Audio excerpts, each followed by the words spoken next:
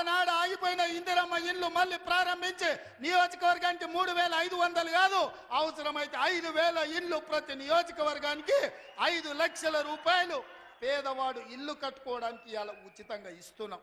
నువ్వు ఎన్ని double bedroom ఇండ్లు ఇచ్చినావు 10 ఏళ్ళని నేను అడుగుతున్నా. సంవత్సరంలో 5 లక్షల ఇండ్లు మేము ఇస్తాం. ఆనాడు 10 ఏళ్ళ 25 లక్షల ఇందిరమ్మ ఇండ్లు మేము ఇచ్చినాం. నేను అందుకే ఇవాళ టీఆర్ఎస్ వాళ్ళకు ఒక సవాల్ విసురుతున్నా. చిత్తశుద్ధి ఉంటే మీరు రాండి. ఏ ఊర్లో అయితే ఇందిరమ్మ ఇండ్లు ఉంటాయో రేపు సర్పంచ్ ఎన్నికలలో మేము ఓట్లు అడుగుతాం.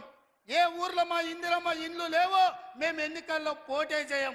నువ్వు నీ డబుల్ బెడ్రూమ్ ఇండ్లు ఉన్న ఊర్లలోనే నువ్వు పోటీ చేయాలి. నీకు దమ్ముందా? నేను సూటిగా సవాలు విసురుతున్నా. శ్రీనివాస్ రెడ్డి గారిని కూడా సవాలు విసరమని చెప్తున్నా. మా దామన్నను కూడా తోడుండమని నేను విజ్ఞప్తి చేస్తున్నా. ఏ ఊర్లో ఇందిరమ్మ ఇండ్లు ఉన్నాయో మేము ఆ ఊర్లోనే పోటీ చేస్తాం. ఏ ఊర్లో డబుల్ బెడ్రూమ్ ఇండ్లు ఉన్నాయో గా ఊర్లోనే బీఆర్ఎస్ వాడు పోటీ చెయ్యాలి. దానికి సిద్ధమైతే మా సవాల్ని స్వీకరించి మాట్లాడు. నువ్వేం చేసినావు మేమేం చేసినావు ప్రజలకు అర్థమవుతుంది.